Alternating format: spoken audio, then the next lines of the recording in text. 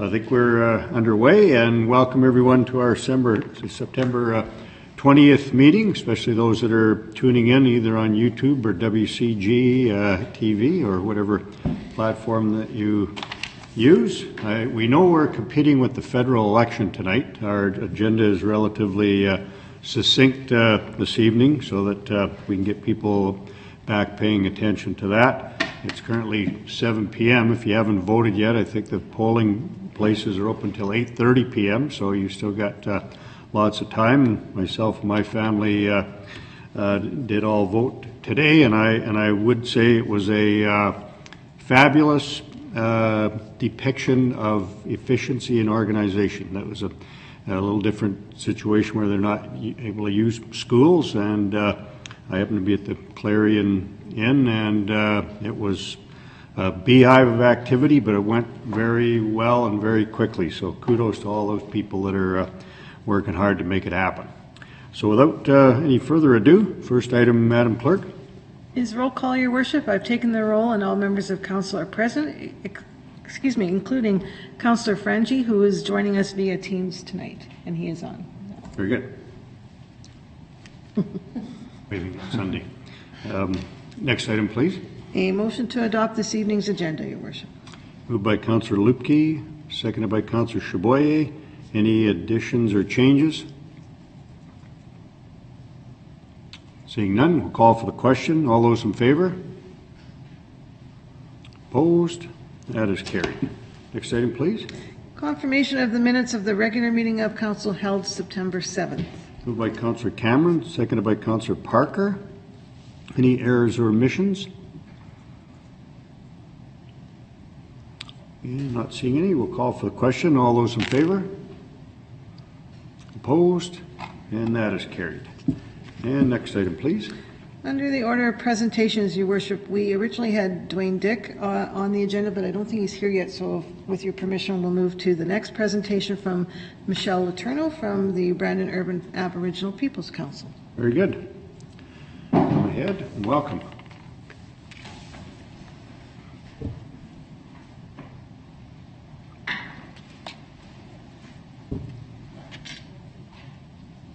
It's all automatic. I don't have to do anything. I don't think. No, I'm just going to speak with you tonight, if that's all right. Very good. No, it's all good. So to begin with, I'd like to thank you all for having me tonight. I greatly appreciate, and so does BUPAC. So my name is Michelle Letourneau. I began as the Brandon Urban Aboriginal Peoples Council, or BUPAC's community coordinator in April of this year. And we all know it's been a tough go since early 2019 due to the pandemic. And for BUPAC, it has been a bit more of a full stop because the previous community coordinator left to pursue other passions in August of 2020. Nevertheless, in the last few months, it has been full steam ahead. Before I continue, I want to extend greetings from Leah LaPlante. She is the BUPAC chairperson. Leah will be doing the next presentation here before council once BUPAC's new strategic plan has been developed, and she'll be that to all of you. On that note, we have been busy working on preliminaries. Staff, that would be me, created several surveys for BUPAC members, two of which are sitting over there. For the public, for City of Brandon departments, as well as local agencies and organizations. Data from these surveys will help inform BUPAC's way forward in the next 3 years. The strategic planning sessions will take place in November, and it's an in-house project, so we're looking forward to doing that. Among the many relationships that BUPAC seeks to develop, it enjoys an especially fruitful one with the Riverbank Discovery Centre. In the last few months, we have worked together on a number of initiatives. The All Nations Sharing Circle at the Riverbank site was constructed this summer. Now that one is a result of several years of conversation between the general manager, a BUPAC member, and the previous community coordinator. Most recently, BUPAC helped with the signage. Based on word of mouth, I'm not sure if you've had an opportunity to visit the site yet, but it's quite extraordinary. and it is being utilized by people gathering and having those sharing circle moments. A second project with the Riverbank involves providing Indigenous names to trails and sites on the Riverbank property. BUPAC convened a group of respected elders, knowledge keepers, and helpers, Dakota, Métis, Anishinaabe, and Cree, who remain intimate with their Indigenous languages. Currently, the group is working out a protocol that can bring together a multiplicity of Indigenous cultures and languages, as well as visions to this naming. So we've met twice, and they're moving forward. They've decided, for example, that instead of having separate names and separate ideas about all these trails and sites, they want to have one concept for each one. So that's quite a move forward. The process is entirely led by the group. So even though I'm bringing them together, it is entirely led by them. I am not directing them. It is their project. Because the intention is that the naming be meaningful for future Indigenous generations, rather than an exercise to check a box. While it is a project of its own, it is also in a sense a pilot project. BUPAC hopes that protocol this group works out will help lead to a fruitful path forward in the naming of city streets, possibly, whether they be permanent or honorary, in a way that recognizes the Indigenous people, the Indigenous history on these lands, and Indigenous contributions to Brandon as a city. And now, so for the Truth and Reconciliation Week, which Mayor Crest will proclaim tomorrow morning here at City Hall, and I sent you all, if I was successful, I sent you all a link to the calendar of events. So BUPAC became the guiding force in organizing a week of activities at the Riverbank Discovery Center, working with the Brandon Friendship Center, Assiniboine Community College, Brandon University, and the Brandon School Division, all of which, as you know, have representation on BUPAC. This year's efforts are setting the scene for future years for Truth and Reconciliation Week. Many have stepped up on short notice, very short notice, such as the City of Brandon, several of its departments, local credit unions, the co-op, and other local businesses and individuals, too many to name here. And all this is to ensure that Brandon's citizens, Indigenous and non-Indigenous alike, have every opportunity to evolve continuing and new relationships based on knowledge and understanding. However, beyond 1 week, BUPAC hopes that ongoing actions by individuals, businesses, governments show Brandon to be a city that embraces the truth of our histories and continues on the path of reconciliation, so that Indigenous people, who do make up approximately 14% of the population, can see themselves reflected and especially respected in their own environment. Events and activities planned for September 27 to October 1 are intended to further relationships between us all to enhance our collective future. Finally,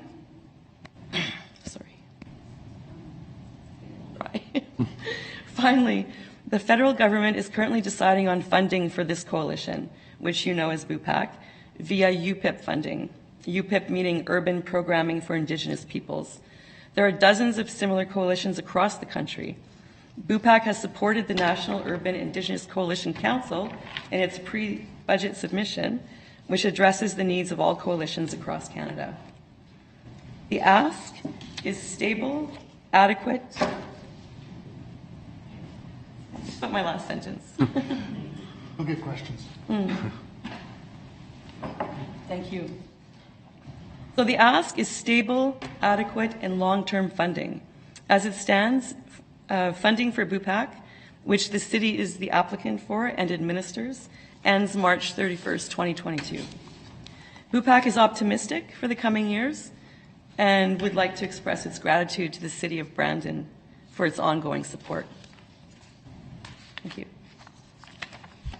Okay, very good. Excellent, wide-ranging report, and I think there may be some questions, so we'll open it up to members of council that may have some, and we'll kind of take it from there. So we'd like to lead off if there are questions or comments, observations.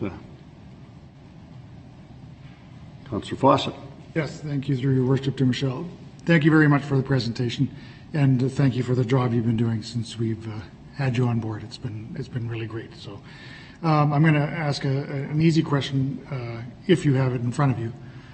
Do you have the schedule for this week in front I of you? do not have it, but I sent the links Well, out. we've got it. I just wanted to maybe even just put it up announce on screen. Yeah, or if we want, Councillor Desjardins may have it in his head. Oh, I can. Would you like me to walk you through? Yeah, just I know walk us it by through. heart. Okay, yeah, just goes. So tomorrow, we have a signing and things like that. Yes, tomorrow we have the proclamation signing. Mayor will be doing that. After which the credit unions, which have been instrumental in funding for these events, will present Leah, our chairperson, with checks, and she'll have words. And then there's the soup and bannock over at Princess Park that the Friendship Center is putting on after that. Princess Park. So it's like a short walk over, yeah. And then everything begins Monday morning, September 27th. Frank Tatchin will do the sunrise ceremony, which is a pipe ceremony. And Tim Bone will light the ceremonial fire, which will burn for the entire week. And there will be firekeepers tending to it. In the afternoon, we have the teepee challenge starting at 1:30, and we have 10 teepees going up. City of Brandon is a participant. Century 21 reached out. They really want to take part. The credit unions are taking part. Dakota Ojibwe Child and Family Services are taking part. The Brandon Police Service. So all in all, there'll be 10 teepees going up, and that will be the shape of a sort of village where throughout the week, between noon and 8 p.m., Indigenous artisans and artists will be selling their work and also giving demonstrations. So that'll be in and around the teepees. Simultaneously, the Assiniboine Community College has Zooms throughout the week, and those are on the calendar. Brandon University has one internet event that's also on the calendar. That's Tuesday afternoon, I believe. And so Tuesday, Wednesday, and Friday in the Sharing Circle, there are 3 events planned. One is about traditional foods and how that contributed to wellness and health. That'll be Eugene Ross, so at the Sharing Circle live. On the Wednesday, there are 4 or 5 or 6 Indigenous elders who will share their experiences as residential school survivors. They'll be at the Sharing Circle on Wednesday at 1:30 or 1 p.m. And on Friday, Jason Gabay, which is the former community coordinator for BUPAC, he'll be reading from Richard Wagamise's book about his own family's experience and the impact it had on himself, even though he did not attend residential school. So the lasting impacts, and Jason will be reading from that. Richard was the author of a book and a film that you may be familiar with, Indian Horse, which was an extraordinary film. Richard was an amazing writer. For people who work during the day, at 6 o'clock on Tuesday and 6 o'clock on Wednesday, we have 2 extra teachings or circles. Ken Norquay will talk about Indigenous health and wellness from his experiences as a helper for Indigenous school survivors with Treaty 2 and 4. I forget the very long name for the organization, but it's about health and wellness. And on Wednesday at 6, at the Sharing Circle, Noella Eagle will answer the question, what is truth and reconciliation? Because it's a name that we use, we use those words quite a bit. We talk about truth and reconciliation, but what does it mean, in real life? So Noella will be doing that at the Sharing Circle Wednesday at 6. Thursday, we start off with a Kairos blanket exercise outdoors. I'm not sure if you're all familiar with it, but it's a very physical, experiential overview of Indigenous history in Canada. I experienced my first one about 3-4 weeks ago. And then at 5 o'clock, we'll have a series of performances. If everything works out properly, we'll have an Inuk woman doing the lighting of the Kudlik to start things off, and she'll tell the story of the Kudlik for Inuit people. We also have, hopefully, Métis square dancers and fiddlers. We will have the Sweet Medicine Singers. We will have the Dakota Hostiles, an up-and-coming, very strong group of Dakota drummers with a singer with them, and also a mini powwow. Hopefully all ending with a round dance, which everyone participates in. We will be following COVID protocols, 2-meter distancing, except for family groups. And Friday, Kairos blanket exercise again, more art market, and then at 2 p.m., Frank Tatchin will do the closing ceremonies, and the fire will have been properly closed off for the week. That's the whole week. Yeah. Excellent. Well, that was a very fulsome answer to Councillor Fawcett's question. Glad to hear all that. And again, I think residents of Brandon and area should know what a tremendous amount of effort and planning has gone into it, by yourself and certainly many throughout the community. I guess the designation of the day came as fairly new news. Wasn't really a lot of notice, and then BUPAC kind of certainly expanded that to making it a full week.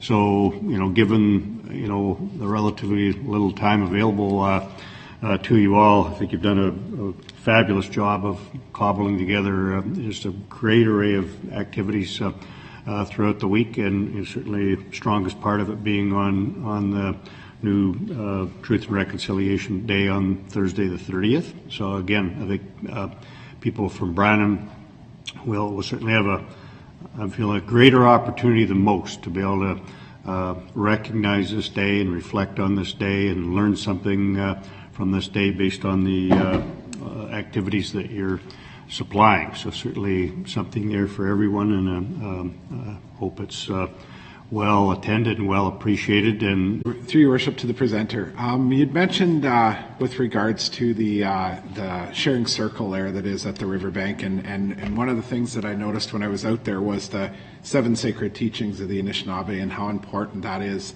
to kind of just sort of ways to go about your life.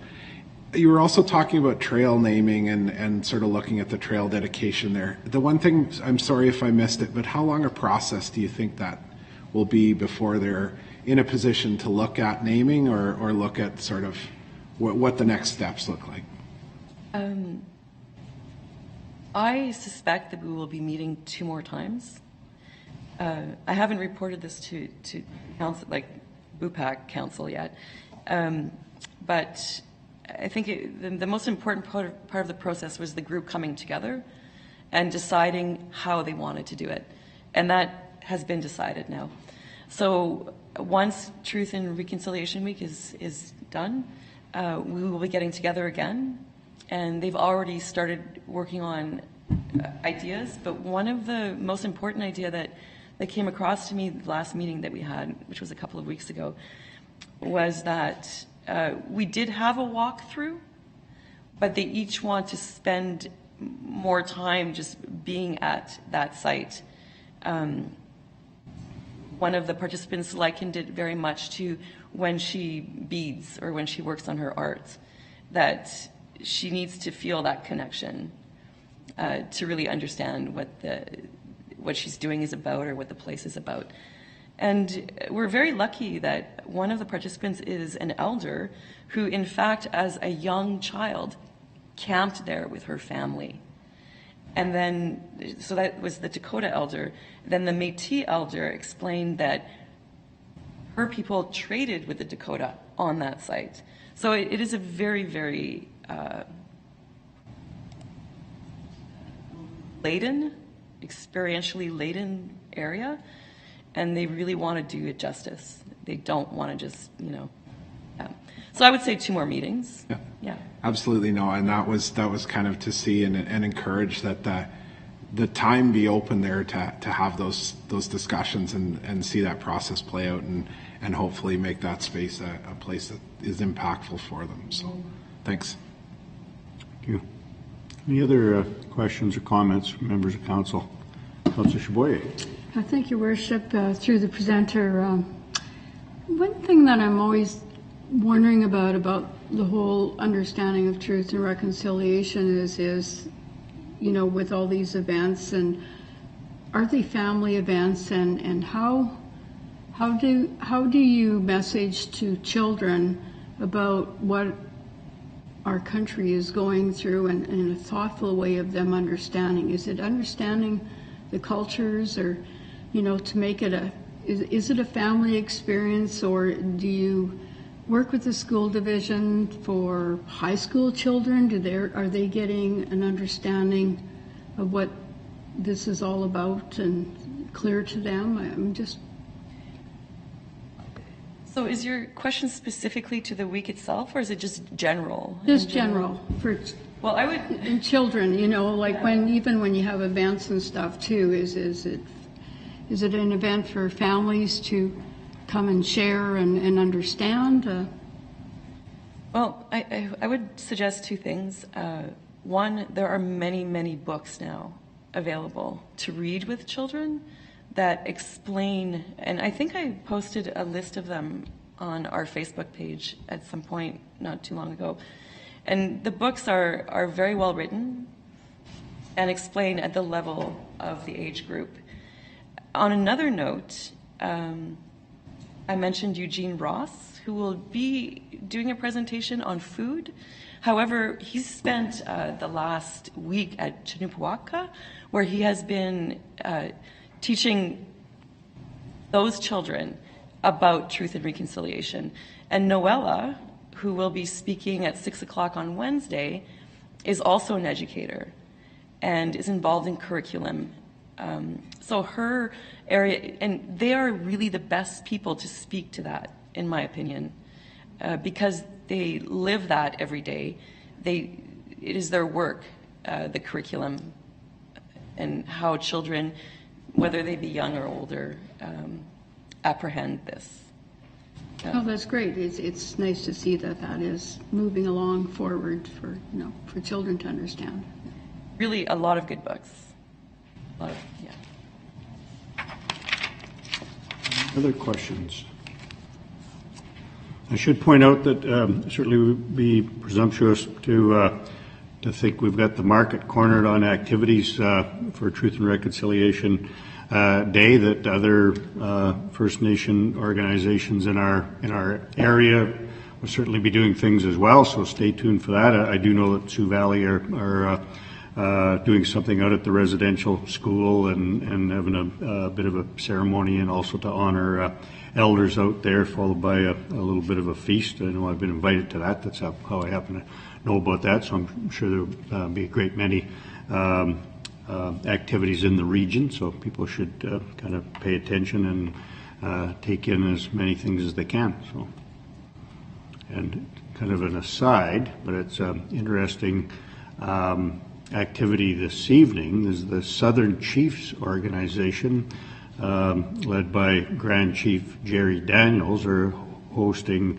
a election watching reception this evening in Brandon here. That's starts at 8 o'clock. I was invited to that as well, but we're having our council meeting. But it's great to see all this activity and engagement going on through First Nations organizations in our area. So they're going to be cheering on candidates tonight in their own way. So let's look forward to dropping in on them later.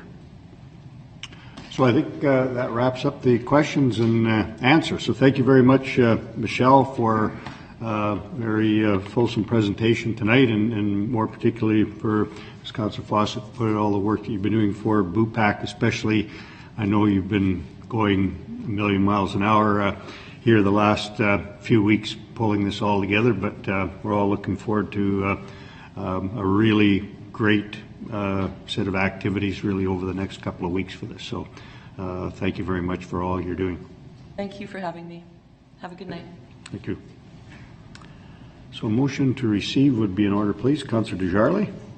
Thank you, through your worship. I move that the report from Michelle Letourneau with respect to an update on the Brandon Urban Aboriginal Peoples Council be received. Seconder, please. Councillor Fawcett. Any discussion? I think kudos to BUPAC and to Michelle for being a tour de force over the last few weeks and pulling all this together on on fairly short notice. And I really hope that Brandonites take advantage of the opportunity to engage in reconciliation and truth sharing next week. Thanks very much.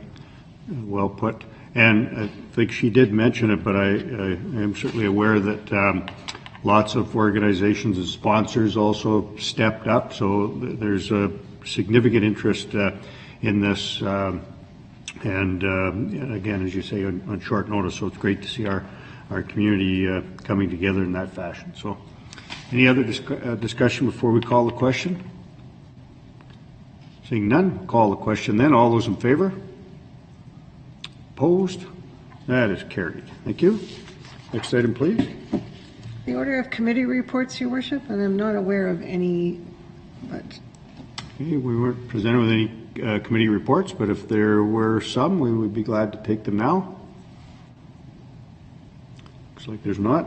I presume that presentation by Mr. Dick will probably get rescheduled. I think we'll have to reschedule. Okay, no problem.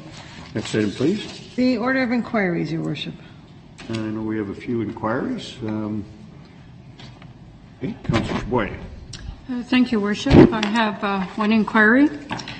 Can administration please provide council with an update on where we're at with requests for proposals that went out to either renovate or replace the Park Community Centre? Thank you very much. Our city manager, Ron Bowles, does have a response prepared for us. So go ahead, please. Thank you, Your Worship, through to Councillor Chaboyer. I did notice for the second meeting, the last two meetings, that if you ask inquiries, you come to the main table. So I don't know if that's a good thing, telling everybody should ask more questions or less. I'm not sure, but I have noticed that trend. So we'll have to ask Heather if there's something true to that. This response is provided by Heather Reimer, your manager of recreation. To date, the RFP, so request for proposal for repair or upgrade or a rebuild of the Park Community Centre, has not been released.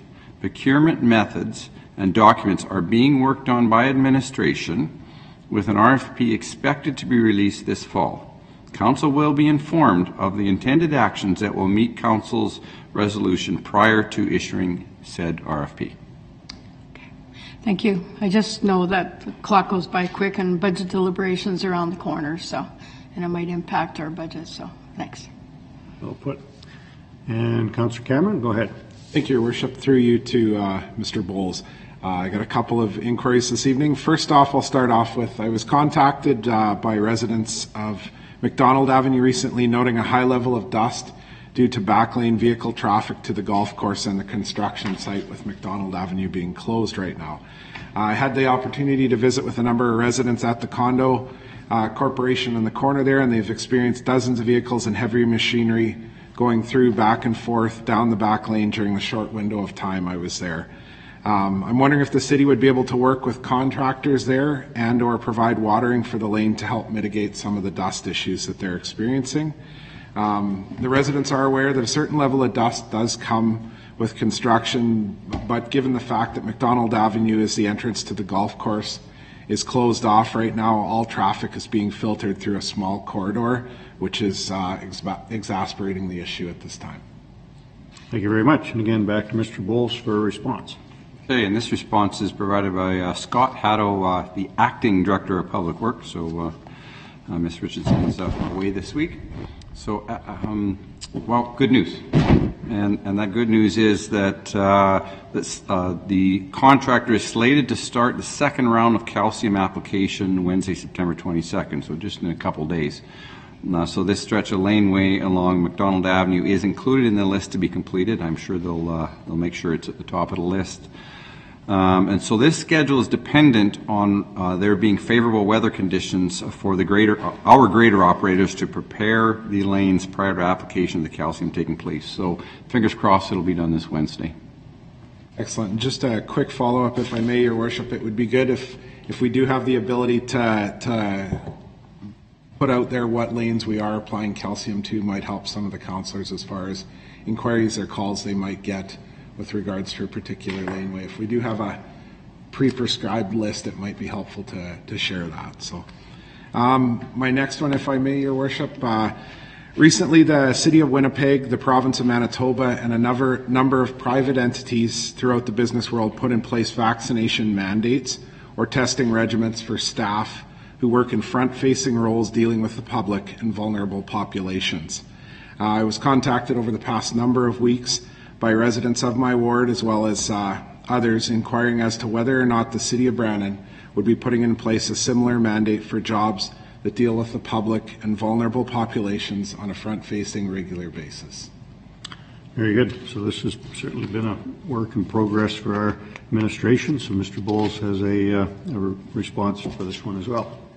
Absolutely, and this one is provided by myself in collaboration with the senior leadership team and the Emergency Operations Center for the city, as well as your fire chief, Scott McDonald, and you see why as I go through this. So City of Brandon continues to monitor the development of policies for mandatory vaccines and or testing by the province, and now, as you stated, the City of Winnipeg. We continue to seek additional guidance that would support testing policies and procedures. So specifically for the Brandon Fire and Emergency Service, our paramedics fall under the direction of Shared Health Manitoba. Shared Health has recently provided direction to all paramedics in the province of Manitoba that COVID-19 vaccinations, so 2 doses, or regular testing will be required by October 31st. Shared Health is currently discussing the testing structure and reporting procedures and are expected to communicate their direction later this week or earlier next week. And so this direction, of course, will be provided to all our fire and emergency paramedics as soon as we receive it. The City of Brandon continues to encourage all city employees, as well as members of the public, to get fully vaccinated to support the fight against COVID-19 pandemic as soon as they are able. The City of Brandon continues to follow current public health orders and adheres to a high level of COVID-19 prevention protocols in its workplaces and public spaces in order to keep its employees and the public as safe as possible. Lastly, under the current orders, our Recreation Department has updated its return to play documents and implemented new procedures for the Sportsplex that requires individuals to show proof of their vaccination prior to entry into the Sportsplex. And maybe I'll just anecdotally add to this that, just for clarity, that the City of Brandon is considering COVID-19 vaccination protocols. Thank you. Next one, if I may, Your Worship. Third of 4 tonight. So I was contacted recently by residents of McDermott Drive, closer to the 34th Street end of the street. They're concerned about speed of vehicles coming through that corridor, especially as they approach the bike path there. Because it is so residential there with the bike path intersecting, as I mentioned, I was wondering if the team could take a look at the concerns and provide suggestions and or some monitoring of the problem if time allows. I felt it pertinent to raise this as well as it would be good public information and another way to warn speeders that their actions in this area jeopardize residents. And I did have the opportunity to go and sit with one of the residents the other day at that corridor, especially after the school was letting out at the end of the day. And it is a challenge that we do need to look at, so I look forward to the answer on it. So. And absolutely. Very good. Back to Mr. Bowles. Go ahead. Yes. So third to Councillor Cameron. This answer is provided by Mark Allard, Director of Engineering. So he says, similar to McDermott Drive, so that was a prior council inquiry, the city has received several concerns regarding traffic volumes, travel speeds, and parking. The commonality to each of these is they are classified as collector streets, which provide a balance between access and moving through traffic. So in this case, access to the adjacent residential properties and family activity. So although speed is regulated by traffic signage and bylaw, it is typically the surrounding environment that dictates actual travel speeds. So, for example, pavement widths and pavement conditions, building setbacks, or on-street parking, and other things. So, as a first step to assessing this issue, engineering will be working with police service to determine if higher rates of speed are apparent and if enforcement of speed limits provides effective results. And any corrective action may be taken depending on the results of said analysis. Thank you. And last one, I promise, Your Worship and fellow members of council. This one is one that's very important to me because it's one that I have been dealing with in my ward for a number of, over a year now. But I had a number of discussions with residents in recent weeks, months, and as mentioned, over a year now, regarding some fairly deplorable actions of neighboring properties in their area. These properties include a boarding house, apartment block, and a residential house, all in residential areas. Some of the actions include unsanitary and unhygienic conditions, garbage all over the property, public urination, theft, and overall lewd behavior. As a resident of the area, what recourse do residents have to ensure that we as a city are first and foremost holding these landlords and landowners to account in these properties?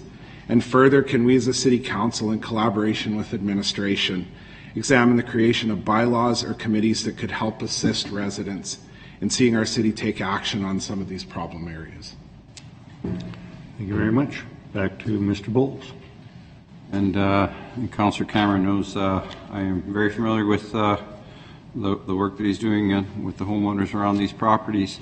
This response is provided by Heather Wozniak, Director of Legislative Services, and of course your city clerk.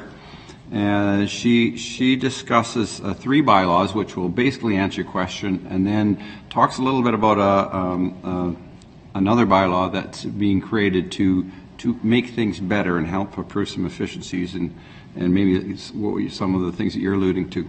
So a condition of someone's property is regulated through the city's Building Safety and Standards Bylaw 6060.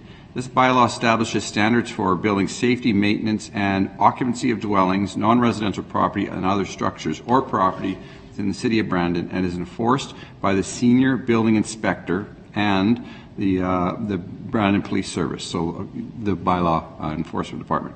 Application of this bylaw is largely complaint driven and gives the inspector authority to enter a building or premises to ascertain compliance with the bylaw. If land, building, or premises do not comply with standards, an order may be issued to resolve the issue of noncompliance. This bylaw addresses building and structural standards, including, in part, sewage, drainage, exterior walls, doors, windows, water, plumbing, electrical, and building occupancy. So property standards also includes the maintenance of yards, fences, walkways, and garbage disposal.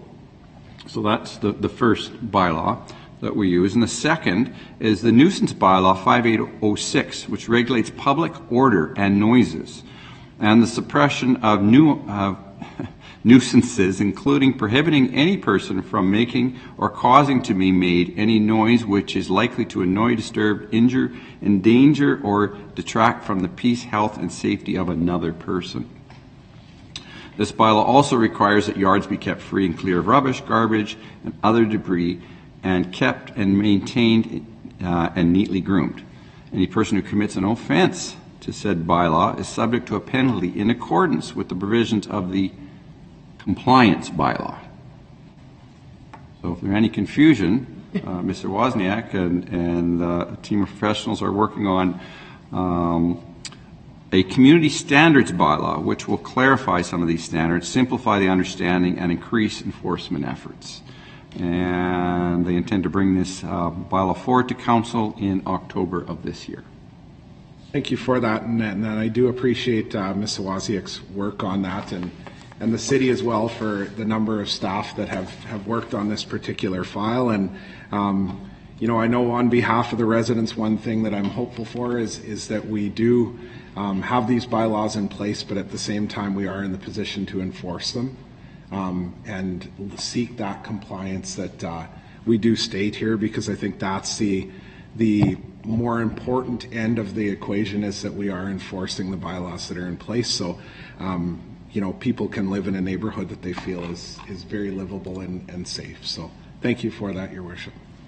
Thanks for bringing that forward. This is going to become an important issue. So thank you, Councillor Cameron.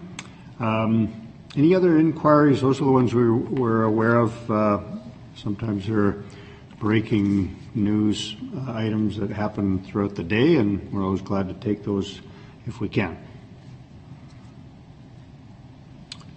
Not seeing any further tonight. We can move on to the next item then, please. The order of announcements, Your Worship. Councillor Barry. Thank you, Your Worship. I'd like to give advance notice to everybody that I'm going to be holding a ward meeting on Tuesday, October 12th, beginning at 6:30 p.m. in the Myers-Norris Penny Hall at the Keystone Centre. As I said, it'll begin at 6:30. We will be following Manitoba Health protocols, which means people have to be double vaccinated, provide proof of that at the door, along with a piece of photo ID, and they must wear masks inside the meeting. Topics we will be discussing are a couple of issues in the ward that have come up that need some community input. Are the Southwest Secondary Plan, more so involving the Maryland road extension, or lack thereof, so to speak. That's not in the plan. And we're also going to be updating everybody, hopefully, on what's happening at the Willowdale and 26th Street construction, because it's been going on for quite a while now.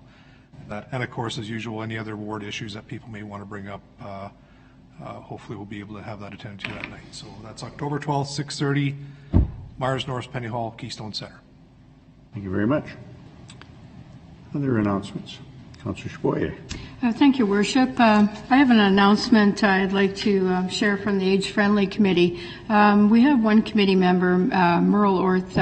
She's active with Health Checks organization. That's one of our affiliated organizations we're involved in. And this is their third annual Health Checks Health and Wellness Expo. And it's being held on October 1st and 2nd. And it's a free event. And because of the pandemic, it looks like, we have to do this all virtual again this year. But it's pretty great what they've lined up. And they're working with, it's called Hopin. And this website is kind of a platform where you can have a virtual conference. And so there's going to be booths set up there, which is going to be, people, some are going to be hosting the booth, and then there's information at some of the booths. And as well, there is also live sessions. A couple of the sessions that are going to be live are Living with Arthritis from a physiotherapist. Service Canada has got a lot of information for older adults on guaranteed income supplements, old age security, CPP. There's all kinds of information out there. And a lot of those information sessions too, they're also going to be on Westman Media on Channel 12, and it's going to be throughout the whole community. So it's WCG throughout all the rural areas as well. So they're doing the best they can, and I guess it's an event for older adults that have access to technology this year, so it's the best we can do. But next year, hopefully, it'll be an in-person event, and everyone will attend all the workshops and presentations that are there. But I would encourage older adults to visit the website, brandonhealthchecks.ca, for more information. We're also on Facebook. There's Health Checks Brandon, and it can show you how you can do the free registration into Hopin, so you can hop right into this virtual conference. So that's October 1st and 2nd. Thank you very much. You're welcome. And other announcements? Seeing any others, I do have one. I'm not sure I call it an announcement. Maybe a bit of a story that I wanted to tell. I think we all know we live in a fabulous community, but easy to take some of these things for granted, and every now and then a story will emerge that I really feel needs to be shared and just kind of remind us of the type of community we live in. A week or so ago, a young boy became lost and kind of wandered off, and parents were really in a great deal of difficulty trying to find him, and it got out on social media, and really the community came together. Our Brandon Police Service were involved.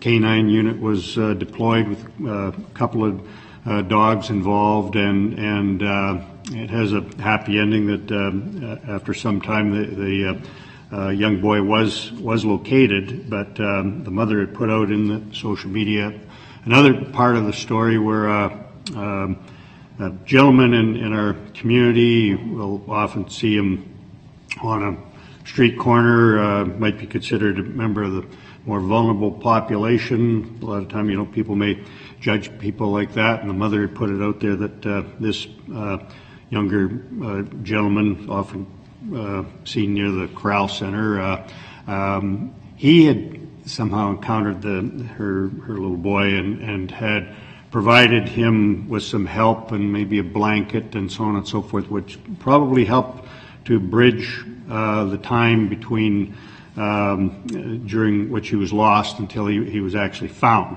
And so she had really kind of put it out there that, that a lot of times you might judge some of these people. So it was really just kind of an example of how all the community from every walk of life, if you want to put it that way, kind of came together when it was needed, and just thought it was just a great depiction of what our community is all about. And so today I actually went and sought out that gentleman that is often on a street corner, and although I probably startled him a little bit when some guy in a suit looking like the mayor come marching up to him, but had a conversation with him, and on behalf of the community I thanked him for stepping in and offering assistance to this little boy, and wasn't sure if he was aware that it had ended in a happy ending and the little boy was found, and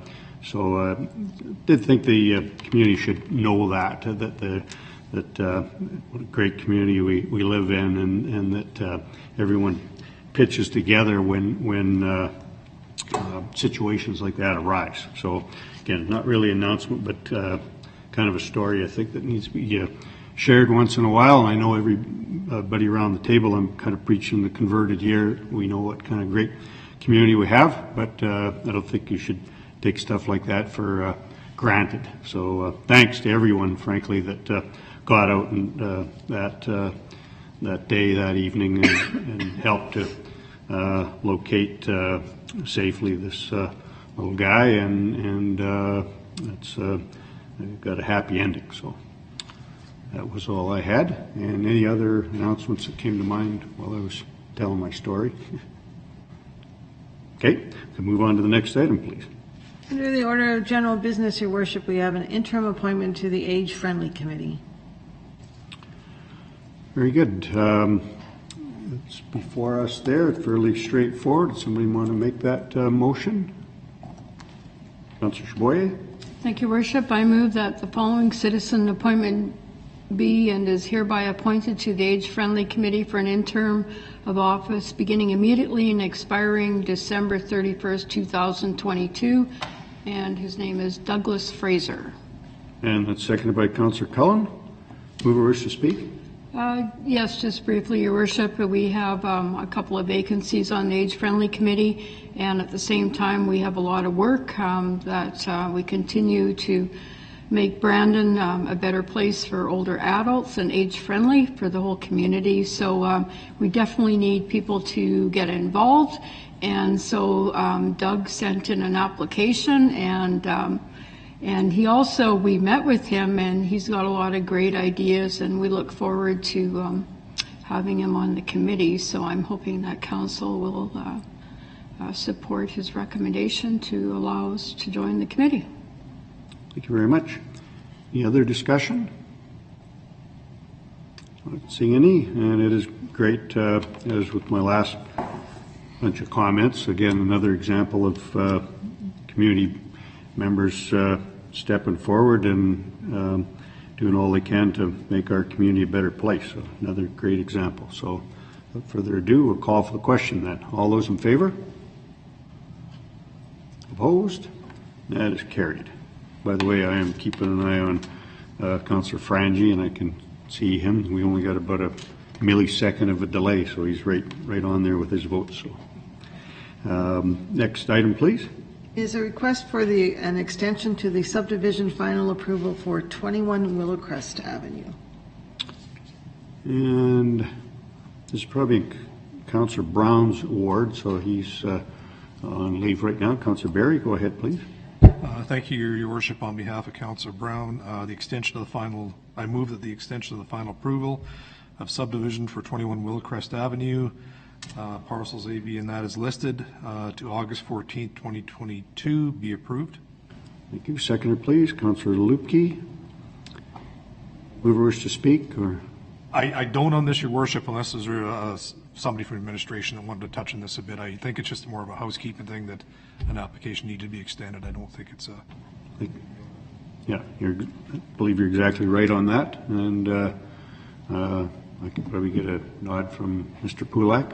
That's correct, isn't it? Yeah. Yeah. Okay. Any discussion on the matter? Not seeing any. Let's call for the question then. All those in favor? Opposed? That is carried. Thank you. Next item, please.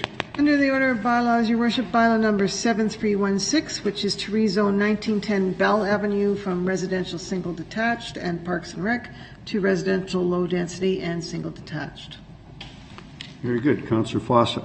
Yes, thank you, through your worship. That bylaw number 7316 to rezone property located at 1910 Bell Avenue from residential single detached and Parks and Recreation to residential low density be read a first time. Seconder, please. Councillor Parker. Again, first reading, we don't normally debate, just gets the process started. So we're going to call the question then. All those in favor? Opposed? That is carried. Next item, please. Giving of notice, Your Worship. Any giving of notice this evening? Seeing none, next item, please. A motion to adjourn would be in order, Your Worship. Moved by Councillor Barry, seconded by Councillor Chaboyer. All those in favor?